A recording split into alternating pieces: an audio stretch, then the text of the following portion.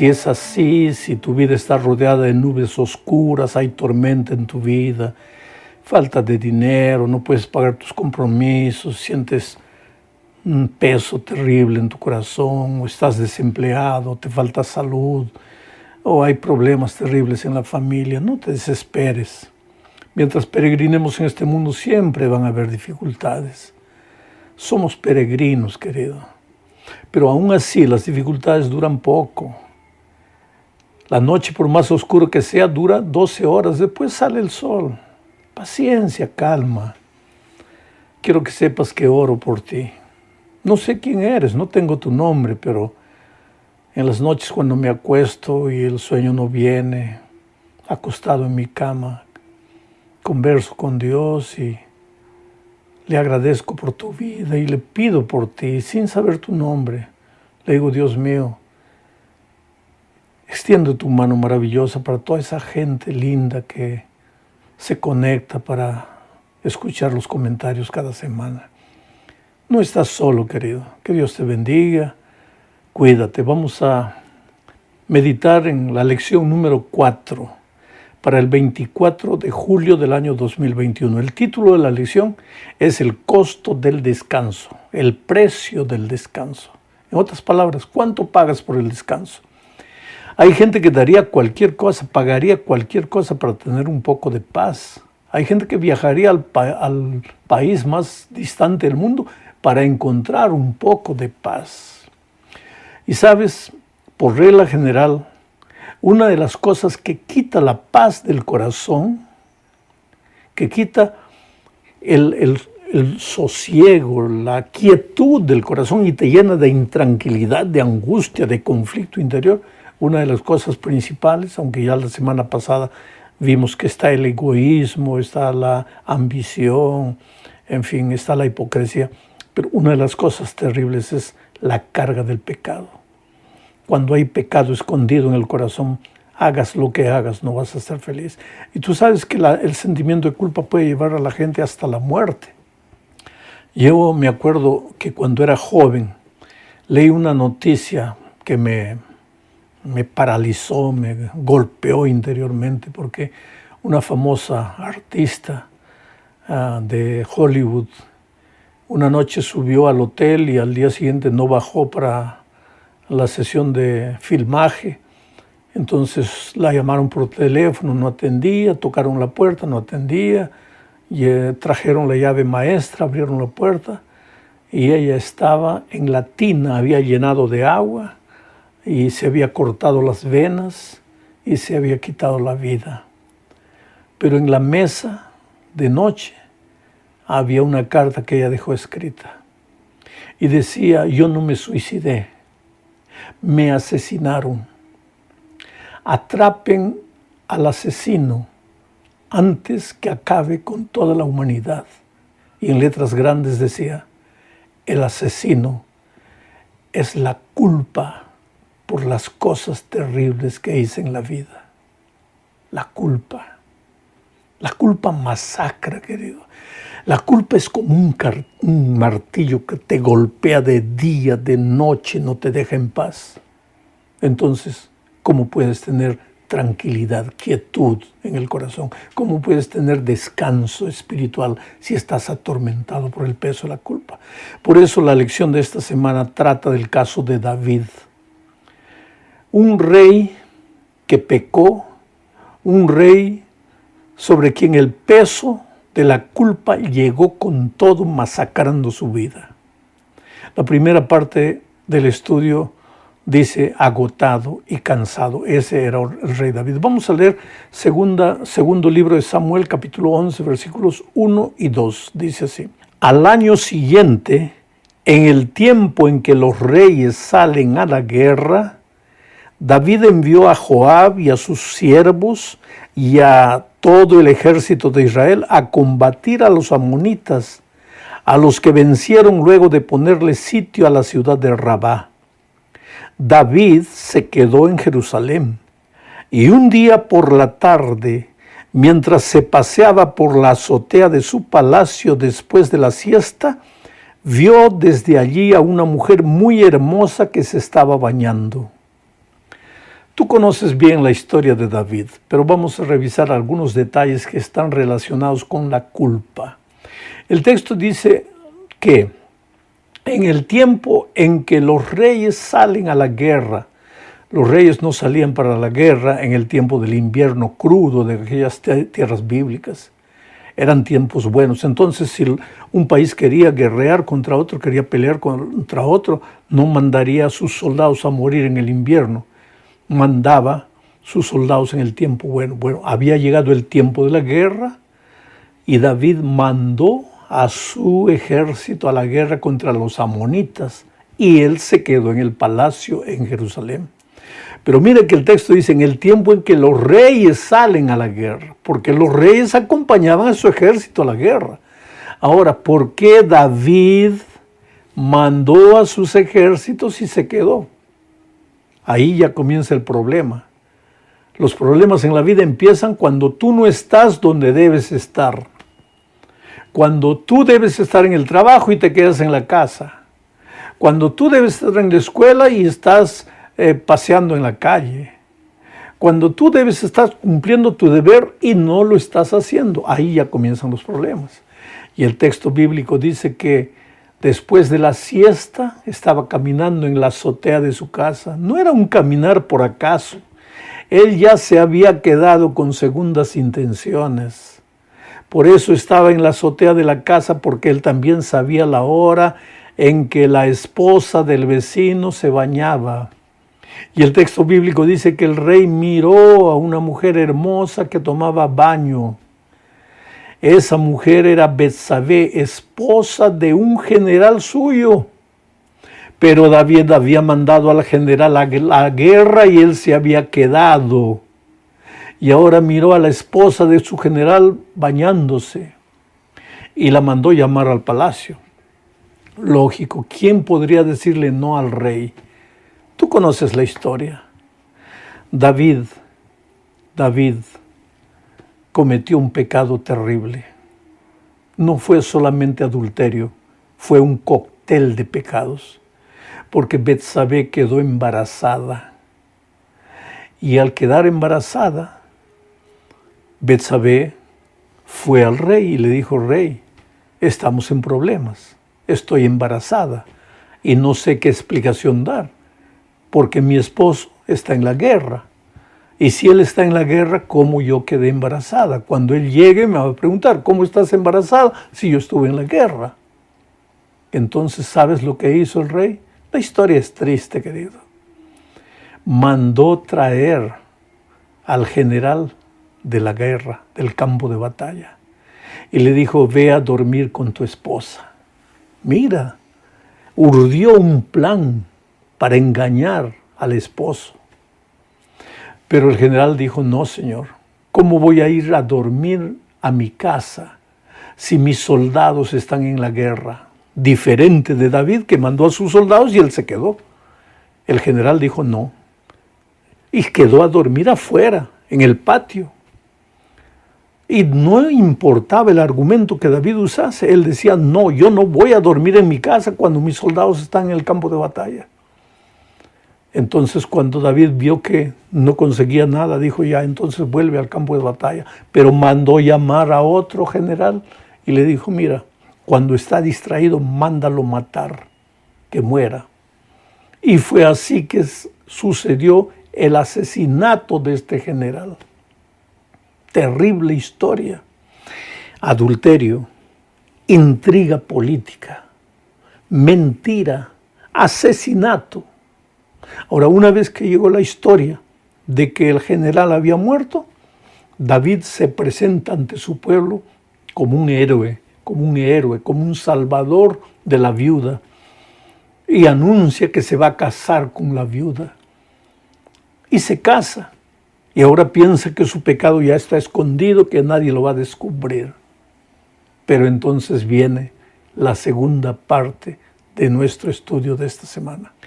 Esta segunda parte lleva por título un llamado de atención. ¿Por qué un llamado de atención? Porque Dios se le presenta al profeta Natán y le dice: Natán, ve y denuncia su pecado a David. Y Natán no va, porque ahí tenemos otra lección que aprender, querido, porque a veces cuando nos toca mostrarle el pecado a alguien, hay gente que se ufana diciendo, yo no tengo pelos en la lengua, yo llamo al pecado por el nombre que le corresponde. Pero Natán no fue así, no fue, oh rey, tú has pecado, has cometido adulterio, intriga política, asesinato. No, no, no. Con sabiduría, porque los hombres de Dios son sabios, y si alguien tiene falta de sabiduría, pídala a Dios. Y Dios te va a dar sabiduría. Natán fue con sabiduría y le contó al rey una parábola. Se presentó a David y le dijo, rey, por favor, necesito que me ayudes, necesito tu consejo, necesito tu opinión. Y pues David era el rey, el líder. Y dijo, muy bien, Natán, qué bueno que has venido. Dime en qué te puedo ayudar, te voy a aconsejar. ¿Cuál es el problema? Y entonces ahí le contó Natán la parábola. En una ciudad había un hombre rico que tenía muchas ovejas y había un hombre pobre que tenía una sola ovejita. Y vino a visitarle al hombre rico un amigo. Y el hombre rico, en lugar de matar una de las muchas ovejas que tenía, mandó matar la única ovejita del hombre pobre. Mi señor rey, le dijo Natán mirándole a los ojos a David, ¿qué debería hacer con este hombre rico que abusó del hombre pobre? Y el rostro de David se puso rojo de ira. Apuntó con el dedo y dijo, manda matar a ese hombre. Ese hombre merece morir. Y el profeta lo miró y le dijo, rey, ese hombre eres tú. Tenías todas las mujeres del reino, pero tomaste la única esposa de tu general. Y en ese momento el mundo le cayó encima a David. ¿Cómo estuvo listo a levantar el dedo cuando se trataba del pecado de otro? Pero ahora se dio cuenta que él era el propio pecador y salió desesperado en la noche oscura. Permíteme imaginar un poco esto. Y corrió, y corrió, y corrió desesperado, la culpa diciendo, muere. Tú mismo te has condenado, tú has dicho que ese hombre debe morir, pues entonces ahora muere, suicídate, quítate la vida, tú no mereces vivir. Y él lloraba en medio de la oscuridad hasta que llegó a una cueva y entró a la cueva y cayó de rodillas y ahí, arrodillado en esa cueva, escribió el Salmo 41. El Salmo 51.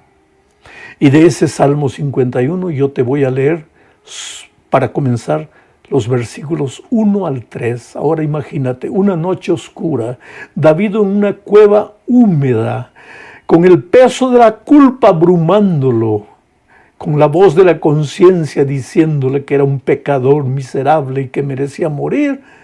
Ahora él llorando expresa estas palabras al Señor su Dios y dice, Dios mío, por tu gran misericordia, ten piedad de mí. Por tu infinita bondad, borra mis rebeliones. Lávame más y más de mi maldad. Límpiame de mi pecado. Reconozco que he sido rebelde. Mi pecado está siempre ante mis ojos. Oh, querido, qué tremenda oración. Oh Señor, no hay nada bueno en mí. Soy basura, soy pecado. Cuando se trató del pecado de otro, cómo me apresuré a levantar mi dedo y apuntar el pecado ajeno. Pero ahora comprendo que yo soy el pecador. Señor, perdóname, lávame, límpiame, purifícame. Y querido, cuando tú arrepentido clamas a Dios, la palabra no sale de tu boca y la respuesta divina ya llega a tu vida. Y Dios lo perdonó. Pero el hecho de que Dios perdona no quiere decir que no vamos a sufrir las consecuencias. Por eso yo siempre digo, querido, que Dios nos libre de caer en el pecado, pero que Dios nos libre de sufrir las consecuencias, porque el pecado, por más horrible que sea, Dios no nos perdona, Dios nos perdona, pero las consecuencias, Dios no nos libra de las consecuencias. Y las consecuencias para David fueron terribles. Ese niño que esperaba a Betsabé murió. Y David sabía que era consecuencia de su pecado. Sus hijos pelearon unos con los otros. Uno de los hijos quiso violar a su hermana. Y cada vez que aparecía un problema familiar, David sabía, es mi culpa, es mi culpa, es mi culpa, porque el martillo de la culpa es así. Su hijo Absalón se rebeló contra él. Y la conciencia le decía, tú eres el culpable. Qué buen ejemplo le diste a tus hijos. Pero querido, aún las consecuencias pasan. Y aunque Dios no nos libre de las consecuencias, Dios nos da las fuerzas para cargar las consecuencias, para soportar las consecuencias. Pero el perdón de Dios es absoluto. En el momento que tú clamas, el perdón llega a tu vida y ahora ya no tienes inquietud en el corazón, ahora ya tienes paz en el corazón. Pero ahora vamos al Salmo 51, 7 al 10. Y aquí vamos a ver algo nuevo que David le pide a Dios. La oración dice, purifícame con hisopo y estaré limpio. Lávame y estaré más blanco que la nieve. Lléname de gozo y alegría y revivirán estos huesos que has abatido.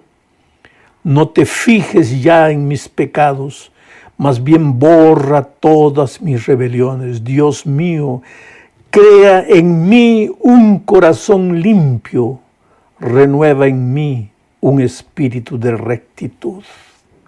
¿Sabes de lo que David está pidiendo? ¿Sabes eso, algo bueno que David le está pidiendo a Dios? Es una nueva naturaleza, un corazón nuevo, un espíritu recto. ¿Por qué? Porque cuando el hombre cayó en el pecado, adquirió la naturaleza pecaminosa y esta naturaleza pecaminosa nos empuja al pecado, nos lleva al pecado, nos subyuga al pecado. Necesitamos la naturaleza de Cristo, la mente de Cristo, el Espíritu de Cristo. Necesitamos un corazón nuevo y Dios ha prometido que nos dará ese corazón nuevo. Por eso la oración de Juan es, el que confiesa sus pecados, Dios le perdonará y lo limpiará de toda maldad.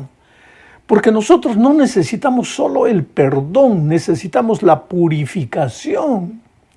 No necesitamos solo la justificación, necesitamos la santificación. En la justificación Dios lleva sobre sí nuestros pecados, pero en la santificación Dios purifica la fuente de nuestro corazón. Trabaja con nuestro corazón nuevo, nos enseña a andar en sus caminos, porque ¿de qué valdría solamente el perdón si continuamos cayendo y maltratándonos y maltratando a las personas y maltratando el corazón de Dios? Ahora, me impresiona la última parte de este estudio bajo el título de Reflectores de Luz. Mira la oración de David. Una vez perdonado, purificado, en el versículo 13, estamos analizando el Salmo 51, él dice lo siguiente: así, una vez que me hayas purificado, así instruiré a los pecadores en tus caminos, así los pecadores se volverán a ti. Es que la vida del cristiano que ha sido perdonado y que está siendo santificada por el Espíritu no está completa hasta que ese cristiano busque a otra persona y traiga a esa persona para Cristo. Por eso el propio David clama por perdón, clama por purificación, clama por un corazón nuevo, clama por un espíritu recto, pero dice de esta manera, así, entonces yo instruiré a los pecadores en tus caminos, les enseñaré la palabra de Dios a ellos, los traeré